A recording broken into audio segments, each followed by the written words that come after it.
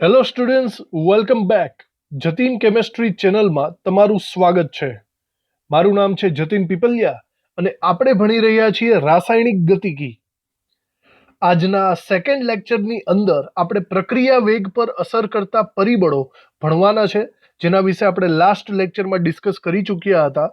હવે દરેકે દરેક પરિબળોને આપણે ડિટેલમાં સમજવાના છે. તમને યાદ હશે કે આપણે છેલ્લા લેક્ચરની અંદર આપણે એક લિસ્ટ બનાવ્યું હતું કે રાસાયણિક પ્રક્રિયાના વેગ ઉપર અસર કરતા પરિબળો આપણે 5 જોયેલા હતા. પહેલું છે પદાર્થની અવસ્થા અને સપાટીનું ક્ષેત્રફળ, પછી સાંદ્રતા, તાપમાન, દબાણ અને ઉદ્દીપક, આવા પરિબળો આવે છે.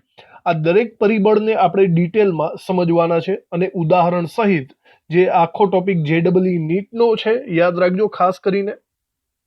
ટેક્સ્ટ બુકમાં આનું કોઈ વર્ણન તમને આપેલું નથી, તો આ વસ્તુને બરાબર રીતે યાદ રાખશું MCQ ને રિલેટેડ. તો એક પછી એક આપણે આ બધા પરિબળો ભણવાનું ચાલુ કરીએ. સૌથી પહેલા આપણે પદાર્થની અવસ્થા અને સપાટીનું ક્ષેત્રફળની વાત કરીએ. સપાટીનું ક્ષેત્રફળ. ઓકે, તો આ અવસ્થામાં આપણે શું જોવાનું છે બરાબર રીતે સમજી લ્યો. પ્રક્રિયાનો વેગ કેવી રીતે ઇફેક્ટ પામે, હું તમને એક સિમ્પલી એક્ઝામ્પલ દ્વારા સમજાવી દઉં. બરાબર, દાખલા તરીકે આપણે કોલસો લઈએ છીએ, બરાબર, ધ્યાનથી સાંભળજો. અને આપણે કોલસાને ગરમ કરવો છે. ઓકે, આ આપણી પ્રક્રિયા છે. તો કોલસાને ગરમ કરશો તો કાર્બન ડાયોક્સાઇડ વાયુ મળશે. સમજી ગયા આપણી વાયુ આ પ્રક્રિયામાં. હવે મારી વાત સિમ્પલ છે કે જો કાર્બન ડાયોક્સાઇડ વધારે પ્રમાણમાં એક સાથે ઉત્પન્ન થઈ જતો હોય તો એનો મતલબ એમ છે કે પ્રક્રિયા ઝડપી છે. સમજાણું?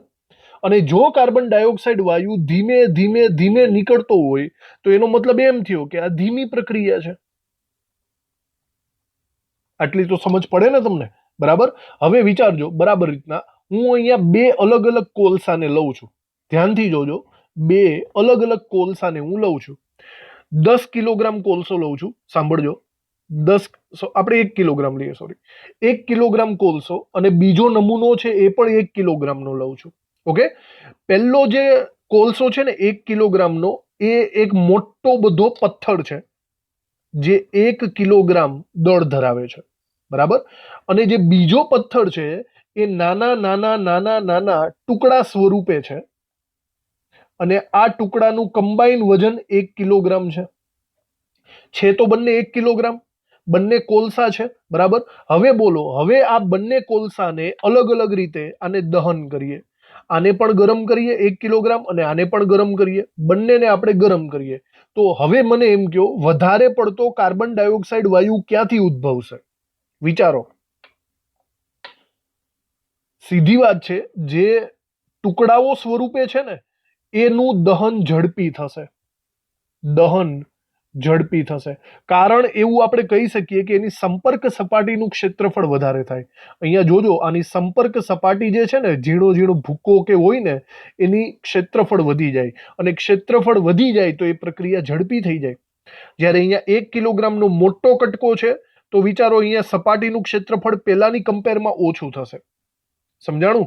તો સંપર્ક સપાટીનું ક્ષેત્રફળ જેટલું વધારે એમ દહન ઝડપી થાય, પ્રક્રિયા ઝડપી થાય. હજી કદાચ તમારા મગજમાં જો આ વાત ન આવી હોય તો એક સિમ્પલ વસ્તુ તમને યાદ દેવડાવી દઉં. બરાબર. હજી એક એક્ઝામ્પલ આપું છું. ચોકલેટ. દાખલા તરીકે ફોર એક્ઝામ્પલ, આપણે 1 રૂપિયાવાળી કે 50 પૈસાવાળી ચોકલેટ લઈએ. બરાબર, ચગડવાની ચોકલેટ. તો તમે જરા ધ્યાનથી સાંભળજો. જો તમે આ ચોકલેટને ચગડવાનું ચાલુ કરશો, જોજો, એને તોડવાની નથી, માત્ર એને ચગડવાની છે. તો એ ચોકલેટને જ્યારે તમે ચગડવાનું ચાલુ કરશો ત્યારે એ ચોકલેટ ફિનિશ ક્યારે થશે? ફોર એક્ઝામ્પલ, એને ફિનિશ થતા થતા 5 મિનિટ થઈ જશે. યાદ રાખજો, એને તોડવાની નથી, માત્ર ચગડીને એને ફિનિશ કરવાની છે. 5 મિનિટ થાય. હવે વિચારો, આ જ ચોકલેટ છે. બરાબર. પણ જેવી તમે એને ખાધી તો તમે એને દાંત મારીને ભૂકો કરી નાખી. શું કર્યું? દાંત મારીને પેલા ચોકલેટને ભૂકો કરી નાખ્યો અને પછી એને ચગડો. બોલો, હવે ક્યારે ફિનિશ થશે? વિધિન 30 સેકન્ડની અંદર તે ફિનિશ થઈ જશે. આવો અનુભવ બધાએ કરેલો જ છે.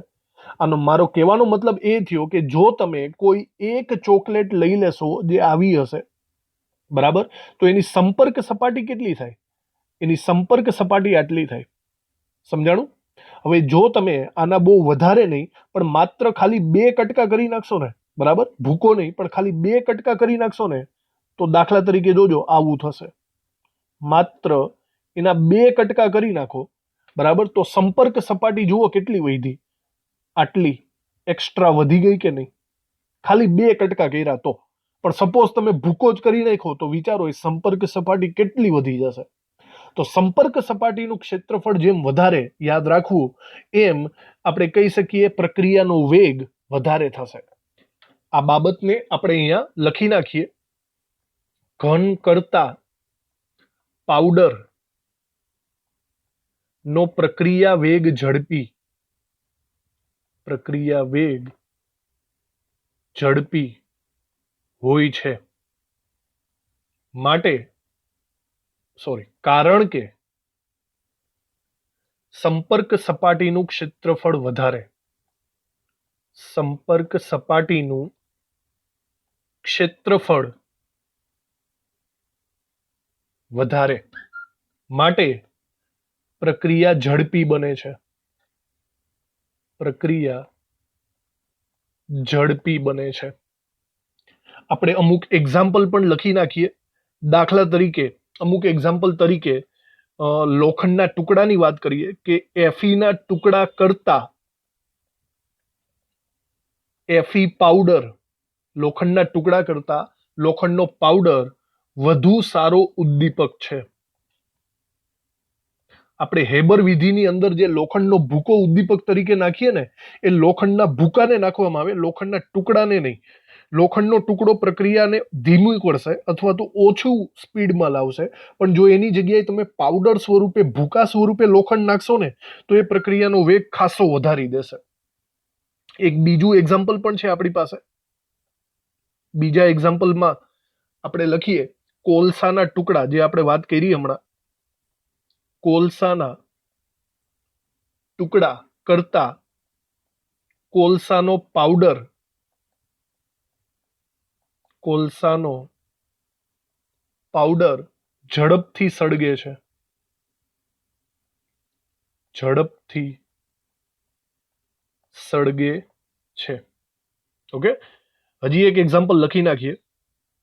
જો આ બધી સપાટીને લગતા એક્ઝામ્પલ છે. કોલસા કરતા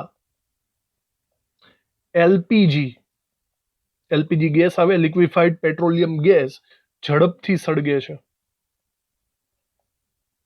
જો તમે હવે આનું પણ એનું અનુમાન લગાવો કે કોલસાને સળગાવતા વાર લાગે, પણ એલપીજી, હવે એલપીજી વાયુ સ્વરૂપે હોય, વાયુ સ્વરૂપના અણુઓ ખૂબ જ સૂક્ષ્મ હોય, તો એની સંપર્ક સપાટી વિચારો ક્યાં જાય, બહુ વધી જાય અને એકદમ ઝડપથી સળગે. તો ખબર જ છે ગેસ લીક થયો હોય તો ફટાફટ તો ગેસ જ સળગે.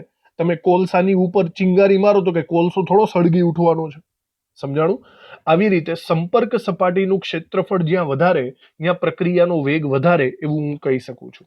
તો આ પહેલો ટોપિક આપણો અહીંયા પૂરો થયો. બરાબર, પહેલું પરિબળ. સેકન્ડ પરિબળ આપણે જોઈએ તો સેકન્ડ પરિબળ છે આપણું સાંદ્રતા. બરાબર, હવે સાંદ્રતાને વિચારીએ તો સાંદ્રતામાં એક વસ્તુ છે, તમે સંતુલન ચેપ્ટર ભણ્યા હોય તો તમને યાદ હશે લ સેટેલિયરનો નિયમ. લ સેટેલિયરનો નિયમ યાદ આવે છે કોઈને? લ સેટેલિયરનો નિયમ. ફોર એક્ઝામ્પલ, હું એક રાસાયણિક પ્રક્રિયા લઈ લઉં, A + B will gives C + D. બરાબર, આ પુરોગામી પ્રતિગામી બંને દિશામાં થતી પ્રક્રિયા છે. તો હવે વિચારો કે જો મારે આ પ્રક્રિયાનો વેગ વધારવો હોય તો શું કરવું પડે? લ સેટેલિયર એમ કહે છે કે જો પ્રક્રિયકોની સાંદ્રતા વધારી દો ને, પ્રક્રિયકોની સાંદ્રતા વધારો તો પ્રક્રિયા પુરોગામી દિશામાં આગળ વધે, અને પુરોગામી દિશામાં આગળ વધે એનો મતલબ પ્રક્રિયાનો વેગ વધશે. પ્રક્રિયાનો વેગ કેવો થાય? વધે. તો એકદમ સિમ્પલ લોજિક, બસ પ્રક્રિયકોની સાંદ્રતા વધારો. અને જો ઇન્ડસ્ટ્રીયલ લેવલ ઉપર તમે કામ કરતા હોય ને તો અહીંયા એમાં શું હોય? ખર્ચાને ઘટાડવાનું હોય. દાખલા તરીકે અહીંયા A અને B ભેગા થઈને C + D મળે છે. ઓકે, તો કદાચ એવું બને કે આ જે A પ્રક્રિયક છે એ મોંઘો છે, આ 500 રૂપિયાનો મળે છે, 500 રૂપિયા કિલોનો, અને B પ્રક્રિયક છે એ ₹5 કિલોનો મળે છે. તો તમારે પ્રક્રિયકની જ સાંદ્રતા વધારવી હોય તો તમે કામ કરી શકો, બી ને વધારી દો, એને ભલે ઓછો નાખો પણ બી ને વધારી દો. જો બી ને વધારશો તો પણ એક રીતના પ્રક્રિયકની સાંદ્રતા તો વધી જ જશે, વેગ વધી જશે. લોજિકલ છે, બરાબર. તો જે સસ્તો હોય નોર્મલી એ પ્રક્રિયકને વધારે પડતી સાંદ્રતામાં, જથ્થામાં લેવામાં આવે છે. આ છે લ સેટેલિયરનો નિયમ. ચલો એ પણ આપણે અહીંયા લખી નાખીએ કે દ્રાવણમાં પ્રક્રિયકની સાંદ્રતા વધારે રાખવાથી પ્રક્રિયાનો વેગ વધે છે. પ્રક્રિયાનો વેગ વધે છે. કયા નિયમ પ્રમાણે? લ સેટેલિયર નિયમ પ્રમાણે. ઓકે. ઉદ્યોગોમાં મોસ્ટ ઓફલી આ પ્રક્રિયા મતલબ આ સેમેસ્ટરનો યુઝ થાય છે, આ આઈડિયાનો યુઝ થાય છે. એક એક્ઝામ્પલ આપું છું. દાખલા તરીકે તમે આ પ્રક્રિયા બહુ સારી રીતે ઓળખતા હશો કે કોઈ પણ એસિડની અંદર ધાતુનો ટુકડો નાખીએ ને તો હાઇડ્રોજન વાયુ ઉત્પન્ન થાય, બરાબર. આ બહુ કોમન પ્રક્રિયા છે. તો જુઓ અહીંયા બે પ્રક્રિયા કરું છું. એક મોલારિટી HCl ની ઝિંક સાથે પ્રક્રિયા કરું છું અને 2 મોલારિટી HCl ની ઝિંક સાથે પ્રક્રિયા કરું છું. આ બંને સિચ્યુએશનમાં મને હાઇડ્રોજન વાયુ મળશે, બંને સિચ્યુએશનમાં, બરાબર.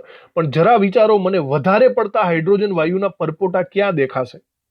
અહીંયા પ્રક્રિયક તરીકે 2 જણા છે, HCl અને Zn, બરાબર. જો આ બે પૈકી હું ખાલી એક પ્રક્રિયકની સાંદ્રતા વધારી દઉં ને, એક પ્રક્રિયકની, ઓકે, તો અહીંયા મને સ્પષ્ટ દેખાશે કે HCl ની સાંદ્રતા ખાલી વધારીને તો મને અહીંયા હાઇડ્રોજન વાયુ વધારે પ્રમાણમાં મળશે, વધારે મળશે. ખબર પડી? તો કોઈ પણ એક પ્રક્રિયકની સાંદ્રતા વધારશો તો અહીંયા તમને નીપજ વધારે મળશે, એનો મતલબ ઝડપી પ્રક્રિયા તમને મળશે. ઓકે. તો અહીંયા આપણે એમ કહી શકીએ 2 મોલારિટી HCl તો હાઇડ્રોજન વાયુ વધારે મળશે અથવા તો ઝડપી મળશે,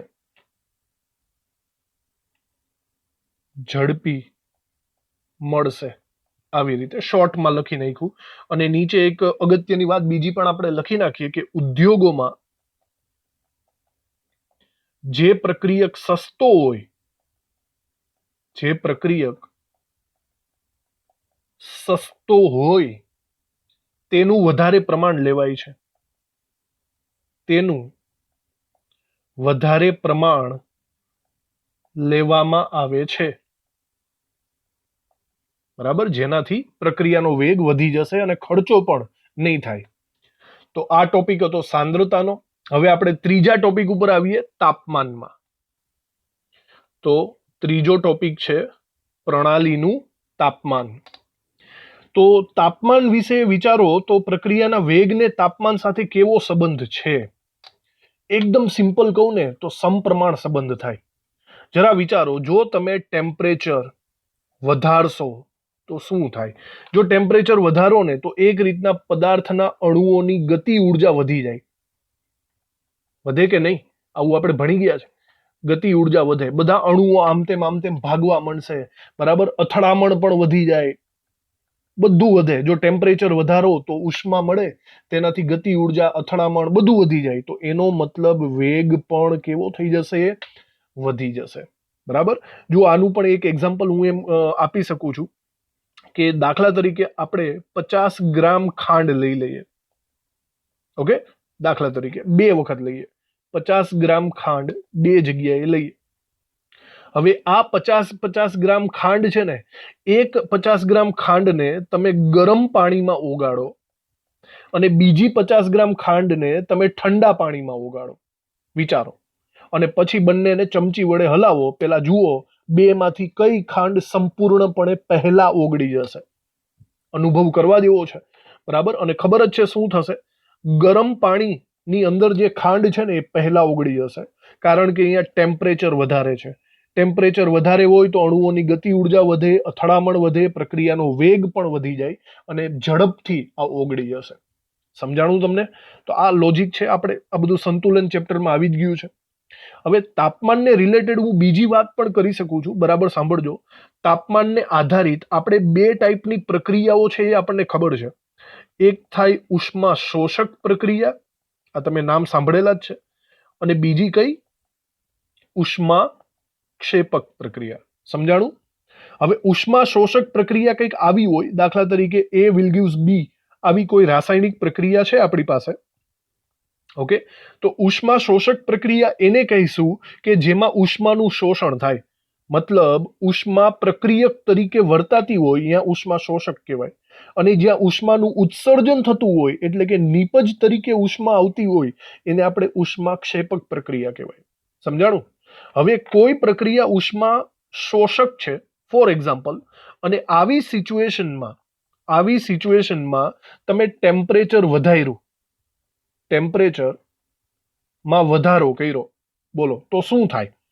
જો ટેમ્પરેચરમાં વધારો કરશો તો ગરમી વધશે. ગરમી વધે તો વિચારો ઓવરઓલ પ્રક્રિયકની સાઈડ વધી ગઈ કે નહીં? પ્રક્રિયકની સાઈડ વધે તો પ્રક્રિયા કઈ દિશામાં જશે? પાવરફુલી પુરોગામી દિશામાં જશે. સમજાણું તમને? આ બધું તમે સંતુલન ચેપ્ટરમાં ભણી ગયા છો. તાપમાન વધે તો ઉષ્મા વધે, પ્રક્રિયા પુરોગામી દિશામાં વધારે જશે, સ્પીડલી જશે, એનો મતલબ પ્રક્રિયામાં ઝડપી વધારો થશે, નીપજ વધુ મળશે. એટલે કે તાપમાનનો વધારો વેગમાં વધારો કરશે. કઈ બાબતમાં? શોષકની બાબતમાં. અને જો ક્ષેપકની વાત કરું, વિચારો ક્ષેપકમાં, જો ક્ષેપકની અંદર જો તમે ટેમ્પરેચર વધારશો તો શું થશે? ટેમ્પરેચર વધારશો તો ગરમી વધશે, અને આ વખતે ગરમી નીપજ સાઈડ છે, તો એનો મતલબ નીપજ વધી ગઈ. જો ભાઈ નીપજ વધે તો પ્રક્રિયા કઈ દિશામાં જશે? પ્રક્રિયા બેકવર્ડ જશે, રિવર્સ પ્રક્રિયા જશે, પ્રતિગામીમાં. આવી સિચ્યુએશનમાં નીપજ ઘટી જશે, એનો મતલબ વેગ ઘટી જશે. સમજાણું? તો આ બધી વસ્તુ આપણને ખબર જ છે. શોષકમાં વધે, ક્ષેપકમાં વધે ઘટે. ઓકે, તો ટેમ્પરેચર એક એવી બાબત છે જેમાં બંને વસ્તુ વિચારવી પડશે. ક્યારેક તાપમાન, ક્યારેક વેગ વધી પણ શકે છે, ક્યારેક વેગ ઘટી પણ શકે છે. સમજાણું તમને? તો ચલો આ બધી બાબતો આપણે લખી નાખીએ. લખીએ આપણે, પ્રણાલીનું તાપમાન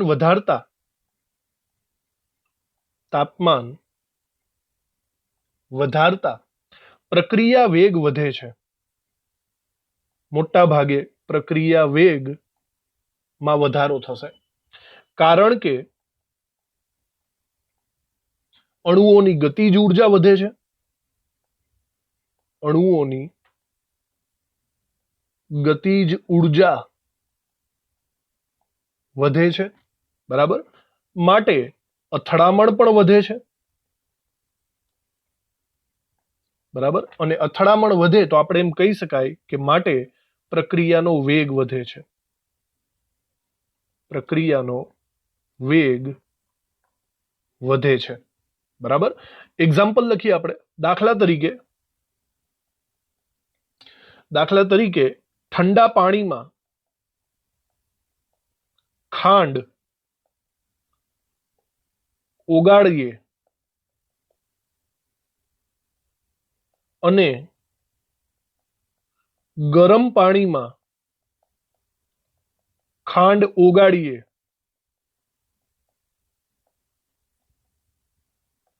આ બંને પરિસ્થિતિ પૈકી ગરમ પાણીમાં ખાંડ ઝડપી ઓગળશે. બીજું આપણે સંતુલન સમયે ઉષ્મા શોષક અને ક્ષેપકની પણ વાત અહીંયા લખી નાખીએ. શોર્ટમાં લખશું, બહુ લંબાવીને આપણે નથી લખતા. સંતુલન સમયે ઉષ્મા શોષક પ્રક્રિયા જો હોય તો તાપમાનનો વધારો, ટેમ્પરેચરનો વધારો ફાયદાકારક છે. મતલબ કે તાપમાન વધારશો તો વેગ વધશે. અને ઉષ્મા ક્ષેપક પ્રક્રિયા તો ટેમ્પરેચરનો ઘટાડો ફાયદાકારક છે. તો તાપમાન તમારે ઘટાડશો તો વેગ વધશે, ફાયદાકારક છે. ઓકે, તો આ બંને મેં તમને ડિટેલમાં સમજાવી દીધું, જે આપણે સંતુલન ચેપ્ટરનું છે, જે તમને ખબર જ હોવી જોઈએ અત્યારે. તો હવે 3 વસ્તુ પૂરી થઈ, બરાબર. હવે તાપમાનની વાત થઈ ગઈ, સાંદ્રતાની વાત થઈ ગઈ. હવે આપણે દબાણની વાત ચાલુ કરીએ. મતલબ એના પછી ચોથો ટોપિક આવે છે અસર કરતા પરિબળમાં દબાણ. તો દબાણ વિશે આપણે બધા જાણીએ છીએ કે દબાણ શબ્દ તો જ વપરાશે જો માત્ર વાયુની પ્રક્રિયા હોય તો. માત્ર વાયુ માટે જો પ્રક્રિયા માટે આપણે વિચારતા હોય તો આપણે દબાણની અસર સમજી શકીએ. કોઈ ઘન પદાર્થની પ્રક્રિયા ચાલતી હોય તો એમાં દબાણની કોઈ અસર થતી નથી. ઓનલી ફોર ગેસીસ માટે જ આ પ્રક્રિયા થશે. હવે દબાણ વધારો, દાખલા તરીકે પી દબાણ વધારો, તો પ્રક્રિયાનો વેગ વધશે કે ઘટશે? અહીંયા બંને સિચ્યુએશન આવે છે. ક્યારેક ક્યારેક વેગ વધે છે અને ક્યારેક ક્યારેક વેગ ઘટે છે. તાપમાનની જેમ જ છે. આ પણ આપણે લસ એટેલિયરના નિયમની અંદર ભણી ગયા છીએ, બરાબર.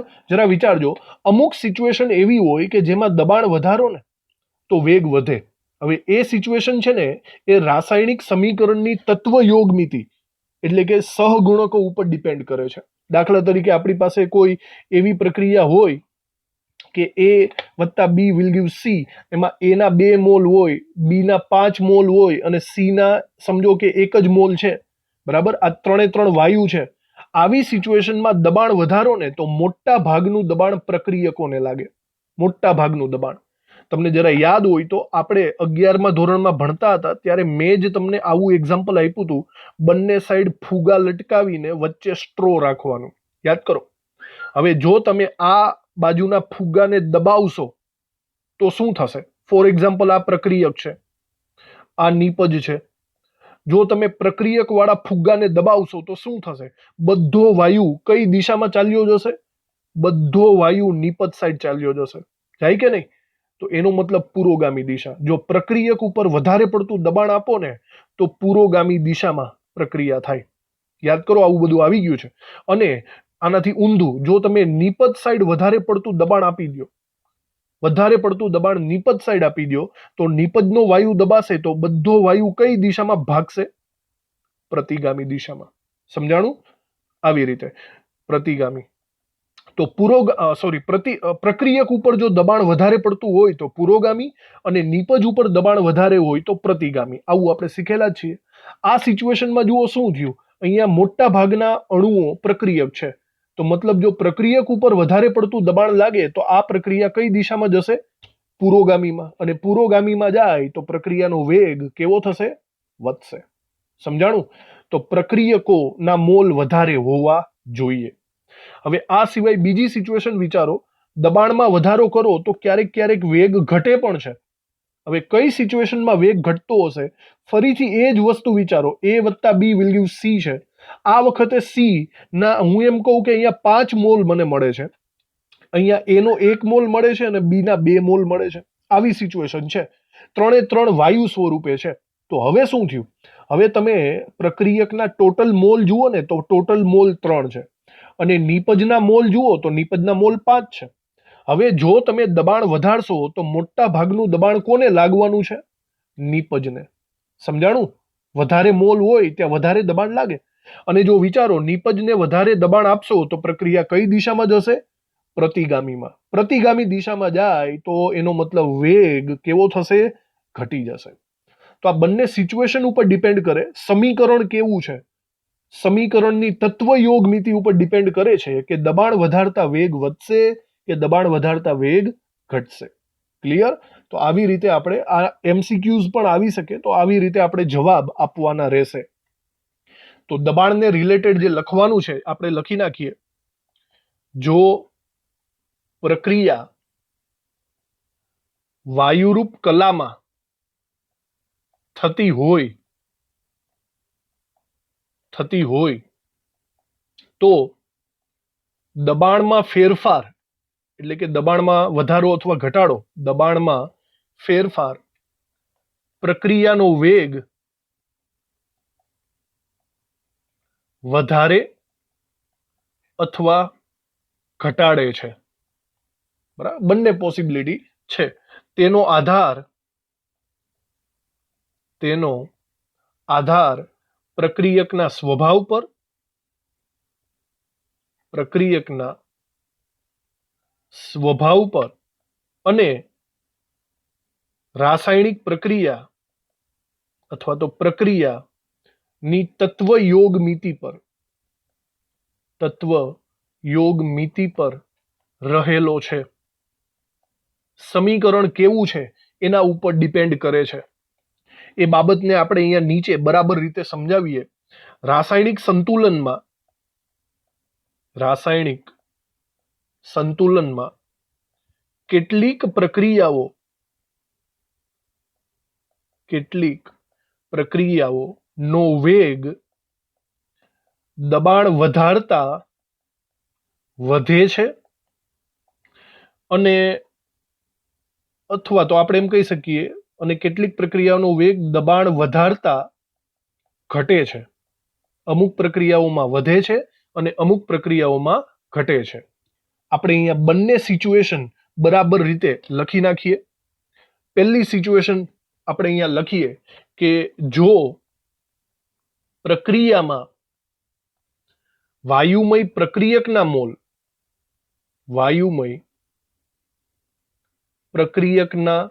મોલ એ વાયુમય નિપજના મોલ કરતા, વિચારો કે દાખલા તરીકે પ્રક્રિયકના મોલ ઓછા છે એવી કોઈ પ્રક્રિયા લઈ લો, બરાબર?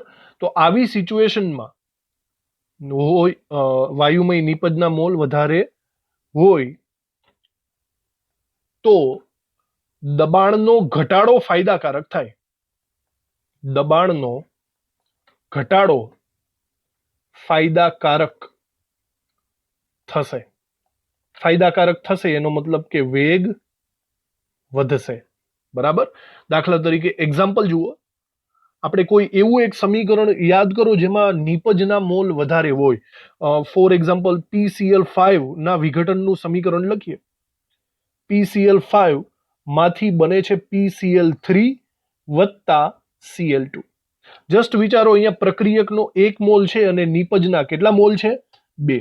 સમજાણું? તો નિપજના મોલ વધારે હોય, જો તમે અહીંયા દબાણ વધારશો, તો વધારે પડતું દબાણ અહીંયા લાગશે, પ્રક્રિયા પ્રતિગામી દિશામાં જશે, તમને નુકસાન જશે. તો અહીંયા દબાણ વધારવાથી કંઈ થવાનું નથી, આનું ઊંધું કરવું પડશે, તમારે દબાણ ઘટાડવું પડશે.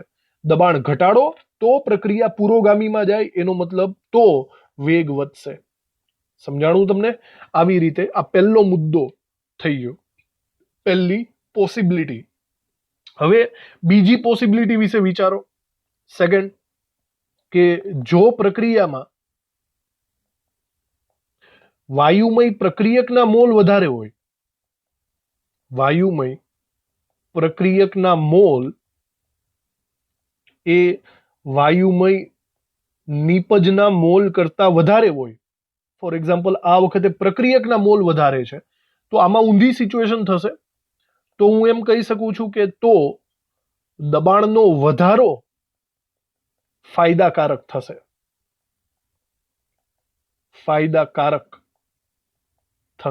બરાબર? એટલે કે વેગ વધશે.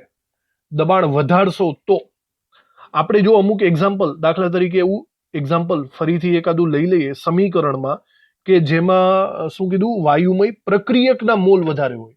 તો બહુ પોપ્યુલર સમીકરણ છે હેબર વિધિનું. નાઇટ્રોજન વાયુ, હાઇડ્રોજન વાયુ વિલ ગીવ્સ એમોનિયા વાયુ, બધા વાયુ જ છે. સમીકરણને સંતુલિત કરીને સરખી રીતે જુઓ ને તો પ્રક્રિયકના 4 મોલ થાય છે અને નિપજના 2 મોલ થાય છે. તો થયું ને, આ વખતે પ્રક્રિયકના મોલ વધારે થઈ ગયા ને. તો જો હવે તમે આ સિચ્યુએશનમાં દબાણ વધારશો તો બધું મોટા ભાગનું દબાણ પ્રક્રિયક ઉપર લાગશે, અને પ્રક્રિયક ઉપર દબાણ લાગે તો એનો મતલબ પુરોગામી દિશામાં પ્રક્રિયા થશે, પુરોગામીમાં, અને એના કારણે વેગ વધશે, નિપજ વધારે મળશે. સમજાણું? તો આ બધું તત્વ યોગ મિતિ ઉપર ડિપેન્ડ કરે છે. આવા દાખલા, આવા MCQs માટે તૈયાર રહ્યો. આવા MCQs તમને પૂછી શકે કે આવી સિચ્યુએશન છે તો વેગ વધે કે ઘટે, આવા MCQ આવી શકે. ચલો હવે આપણે છેલ્લું પરિબળ જોવાનું છે, બરાબર? તાપમાન, દબાણ, સાંદ્રતા, બધી બાબતો આપણે જોઈ લીધી. હવે એક બાબત ખાલી રહે છે અને એ બાબત છે ઉદ્દીપક. ઉદ્દીપક વિશે આપણે બહુ ડિટેલમાં સમજીએ જ છીએ. ઉદ્દીપક એટલે એવો પદાર્થ થશે જે કોઈ પણ રાસાયણિક પ્રક્રિયાને ઝડપી બનાવે છે. હવે એનું વ્યાખ્યાની અંદર જ પ્રક્રિયાના વેગ વિશેનું વર્ણન છે. પણ એક વસ્તુ છે, તમે યોગ્ય ઉદ્દીપક વાપરજો. યોગ્ય ઉદ્દીપક, એવું નહીં કે આડેધડ કોઈ પણ ઉદ્દીપક નાખી દેશો તો પ્રક્રિયા ઝડપી થઈ જશે. એના માટે ચોક્કસ પ્રક્રિયાનો ચોક્કસ ઉદ્દીપક હોવો જરૂરી છે. બરાબર. અને આ ઉદ્દીપક શું કરે છે એ પણ આપણને બહુ ડિટેલમાં સંતુલન ચેપ્ટરમાં આવી જ ગયેલું છે. આ ઉદ્દીપક એકચ્યુઅલી સક્રિયકરણ ઉર્જા, યાદ કરો શબ્દ હતો સક્રિયકરણ ઉર્જા EA ને ઘટાડે છે. એનો મતલબ એમ થયો કે તમે જ્યારે આનો આલેખ દોરજો, તમારે આ સંતુલન ચેપ્ટર્સમાં આવી ગયું છે, તમે કોઈ ઉર્જા અને પ્રક્રિયા અક્ષ નો આલેખ દોરો તો નોર્મલ આલેખ તમારો કંઈક આવો આવતો હોય છે. નોર્મલ આલેખ, આ પ્રક્રિયક છે અને આ નિપજ છે, અને એ માટે તમારે આટલી ઉર્જા ખર્ચવી પડે છે. બરાબર. તો એટલી ઉર્જા આપશો તો તમારે મતલબમાં નિપજ મળશે, તો એટલો સમય વધારે લાગશે. હવે જો તમે ઉદ્દીપક વાપરશો ને, ઉદ્દીપક, તો ઉદ્દીપક શું કરે છે, આ ઉર્જાના લેવલને, સક્રિયકરણ ઉર્જાને ઘટાડે છે. તો જેવો ઉદ્દીપક વાપરશો ને તો તમને કંઈક પ્રક્રિયા આવી મળશે. બરાબર. તો આનાથી શું ફાયદો થયો, તમારી જે એનર્જી વપરાતી હતી ને એનર્જી ઓછી થઈ ગઈ, એટલે કે સક્રિયકરણ ઉર્જા ઘટી ગઈ. સક્રિયકરણ ઉર્જા ઘટે તો એક રીતના આપણને શોર્ટકટ રસ્તો મળી ગયો. જો ફરીને બહુ ઉપરથી સાઈડ જવાની જરૂર નથી, બરાબર, એના કરતા શોર્ટકટ રસ્તો આપણને મળી ગયો, તો પ્રક્રિયા ઝડપી થશે. એક અગત્યની વાત બીજી મગજમાં રાખજો કે ઉદ્દીપક વાપરો ને તો માત્ર પ્રક્રિયાનો વેગ વધે, નિપજ નહીં વધે હો. નિપજ વધતી નથી. દાખલા તરીકે ફરીથી વિચારજો, નાઇટ્રોજન વત્તા હાઇડ્રોજનમાંથી એમોનિયા બને છે. દાખલા તરીકે તમે અહીંયા નાઇટ્રોજન હાઇડ્રોજન લીધો છે અને ગણતરી પ્રમાણે તમારો એમોનિયા 100 લીટર મળવાનો છે. બરાબર. 100 લીટર આપણે એવું કહીએ કે 5 કલાકમાં મળવાનો છે. કેટલી કલાકમાં? 5 કલાકમાં. હવે જેવું તમે અહીંયા લોખંડનો ભૂકો ઉદ્દીપક તરીકે નાખો, લોખંડનો ભૂકો ઉદ્દીપક તરીકે નાખો, તો એ શું કરશે, આ જે 5 કલાકની અંદર પ્રક્રિયા થવાની હતી ને એ પ્રક્રિયાનો સમય ઘટાડીને 1 કલાકની અંદર પ્રક્રિયા કરી નાખશે. બરાબર. પણ એમોનિયા જે 100 લીટર મળવાનો હતો એ 100 લીટર જ મળશે, એ કઈ તમને 200 લીટર નહીં આપે હો. સમજો. બરાબર. ઓકે. ઉદ્દીપકના કારણે નિપજનો જથ્થો વધતો નથી. પેલા મળવાનો હતો 100 લીટર, પછી પણ 100 લીટર જ મળશે. માત્ર શું કરે છે ઉદ્દીપક? સમય ઘટાડે છે. યાદ રાખજો, સમય ઘટાડે, કારણ કે તે સંતુલન અચળાંક ઉપર કોઈ પણ જાતની અસર કરતો નથી. જો સંતુલન અચળાંક અચળ હોય તો એનો મતલબ નિપજ પણ અચળ થાય. માત્ર સમય ઘટાડે છે, બીજું કંઈ પણ વસ્તુ એ કરશે નહીં. આ બધી બાબતો સંતુલન ચેપ્ટરમાં વારંવાર કહું છું આવી ગઈ છે. આ બધું રિવિઝન જ થાય છે એવું સમજી લ્યો. લખી નાખીએ આપણે આ ઉદ્દીપક વિશે. પહેલા વાક્યમાં લખીએ કે યોગ્ય ઉદ્દીપકના ઉપયોગથી, યોગ્ય ઉદ્દીપકના ઉપયોગથી પ્રક્રિયા વેગ ઝડપી બનાવાય છે. પ્રક્રિયા વેગ ઝડપી બનાવાય છે. બરાબર. પ્રક્રિયાનો વેગ વધે છે એવું આપણે કહી શકીએ. બીજા વાક્યમાં લખો, ઉદ્દીપકથી નિપજના જથ્થામાં ફેરફાર થતો નથી. નિપજના જથ્થામાં ફેરફાર થતો નથી. મતલબ નિપજ જેટલી મળવાની છે એટલી જ મળશે. માત્ર પ્રક્રિયાનો વેગ વધે છે. પ્રક્રિયાનો વેગ વધે છે. પ્રક્રિયા ઓછા સમયમાં થાય છે. ઓછા સમયમાં થાય છે. બરાબર. આવું થવાનું કારણ પણ લખી નાખીએ. સક્રિયકરણ ઉર્જા, કારણ કે પ્રણાલીની સક્રિયકરણ ઉર્જા જેને આપણે સિમ્બોલમાં E કહીએ છીએ, સક્રિયકરણ ઉર્જા ઘટે છે. ત્રીજા વાક્યમાં હજી આગળ લખીએ આપણે, સંતુલન અચળાંક ઉપર એની કોઈ અસર થતી નથી. ઉદ્દીપકથી સંતુલન અચળાંક કે ને અસર થતી નથી. અસર થતી નથી કારણ કે તમે જ્યારે જે ઉદ્દીપક વાપરો છો ને એનાથી પુરોગામી અને પ્રતિગામી બંને પ્રક્રિયાની સ્પીડ વધે. જોજો, for example A will gives B આવી એક પ્રક્રિયા છે. તમે જ્યારે કોઈ ઉદ્દીપક વાપરશો ને ત્યારે બનશે એવું કે ઉદ્દીપક પુરોગામી પ્રક્રિયાને 500 ગણી વધારી દેશે. ઓકે, તો જેવી પુરોગામી પ્રક્રિયા 500 ગણી વધે ને તો એની સાથે સાથે જે પ્રતિગામી પ્રક્રિયા છે એને પણ 500 ટાઈમ્સ 500 ગણી વધારી દેશે. બંનેને એક સાથે વધારશે. જો કદાચ ખાલી પુરોગામી પ્રક્રિયાને જ વધારી હોત તો નીપજ વધારે મળી જાત. તમને ખબર પડી? કદાચ ખાલી પ્રતિગામીને જ વધારી હોત તો પ્રક્રિયક વધારે મળી જાત. પણ એમાં થાય છે એવું કે બંનેને એક સરખી રીતે વધારે છે. એના કારણે જેટલી નીપજ મળે એટલી જ મળશે, પણ ઓછા સમયમાં મળશે. આ એક ખૂબ જ અગત્યનું જાણવા જેવું છે. બરાબર, આપણે એ લખી નાખીએ. કારણ કે પુરોગામી પ્રક્રિયા વેગ, જેને આપણે હમણાં નામ આપ્યું હતું VF, અને પ્રતિગામી પ્રક્રિયા વેગ, પ્રતિગામી પ્રક્રિયા વેગ એટલે કે VR, બંનેના વેગમાં એક સરખો વધારો કરે છે. એક સરખો વધારો કરે છે. ઉદ્દીપકનો ટોપિક ચાલુ છે તો એની સાથે એક વ્યાખ્યા તમને અહીંયા સ્પેશિયલ એક આપી દઉં. બરાબર, એ આગળ જતા આવશે તો ફરીથી યાદ આવશે તમને. આ વ્યાખ્યાનું નામ છે ઉદ્દીપકીય વિષ. એકચ્યુઅલી બે જણા હોય, ઉદ્દીપકીય વિષ અને ઉદ્દીપકીય પ્રવર્ધકો. તમે કદાચ નામ સાંભળ્યું હોય તો આઈ થિંક આવે છે સંતુલન ચેપ્ટરની અંદર. હવે મારી વાત સાંભળો, આ બંનેનો મિનિંગ તમને પ્રોપરલી સમજાવી દઉં. સૌથી પહેલા વિચારો ઉદ્દીપકીય પ્રવર્ધકો. ઉદ્દીપકનું કામ શું છે? ઉદ્દીપકનું કામ છે વેગને વધારવાનું, વેગમાં વધારો કરવાનો. ફોર એક્ઝામ્પલ, મારી પાસે કોઈ એક ઉદ્દીપક છે, એ 500 ગણો 500 ટાઈમ્સ વેગ વધારે છે. બરાબર, હવે આધુનિક ટેકનોલોજી એવી છે કે લેટેસ્ટ વૈજ્ઞાનિકોએ નવું સંશોધન કરતા જ રહીએ. તો વૈજ્ઞાનિકોએ એવું શોધી કાઢ્યું કે આ ઉદ્દીપકની અંદર કોઈ XYZ નવો પદાર્થ ઉમેરો ને તો આ જે વેગ જેટલો વધે છે ને એના કરતા પણ વધારે વધી જાય છે. 200 ગણો વધારે વધી જાય છે. એટલે કે ઓવરઓલ 700 ટાઈમ્સ વેગ વધી જાય છે. આવા જે ચોક્કસ પદાર્થો ઉમેરવાથી ઉદ્દીપકના કામને વધારે પડતો વેગ મળે છે. પહેલા 500 ગણો વેગ વધતો હતો, હવે 700 ગણો વેગ વધી ગયો. તો એવા પદાર્થોને, એવા XYZ પદાર્થોને આપણે પ્રવર્ધકો તરીકે ઓળખીશું. ઓકે, અને સિમિલર આ જ વસ્તુને ઊંધી રીતે બોલો, ઉદ્દીપકીય વિષ.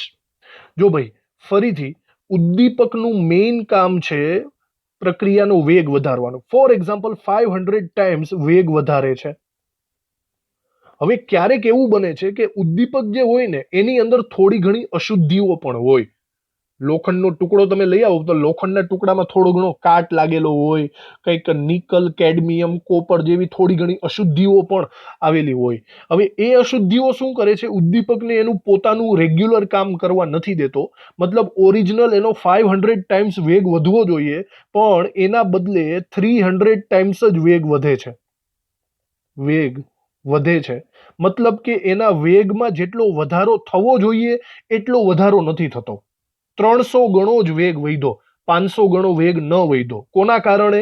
ઉદ્દીપકની અંદર જે અશુદ્ધિ આવી છે ને એના કારણે. તો આવા પદાર્થો કે જે ઉદ્દીપકના વેગ વધારવાની પ્રક્રિયાને ધીમી પાડે છે એને આપણે કહીશું ઉદ્દીપકીય વિષ. અને ઉદ્દીપકના વેગ વધારવાની ક્રિયાને વધારે ઝડપી બનાવે એને કહેવાય ઉદ્દીપકીય પ્રવર્ધકો. સમજાણું તમને? આ બંને વસ્તુ ઉદ્દીપકને રિલેટેડ છે. તો આ બંને વ્યાખ્યાઓ આપણે અહીંયા લખી નાખીએ. પહેલી વ્યાખ્યા લખીએ ઉદ્દીપકમાં અમુક પદાર્થો ઉમેરવાથી તેની વેગ વધારવાની ક્ષમતા વધે છે. આવા પદાર્થો ને ઉદ્દીપકીય પ્રવર્ધકો કહે છે. ઉદ્દીપકીય પ્રવર્ધકો કહે છે. બીજી વ્યાખ્યા લખીએ. ઉદ્દીપકમાં રહેલી અમુક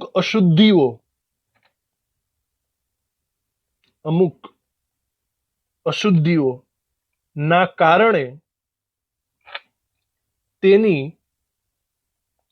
વેગ વધારવાની ક્ષમતા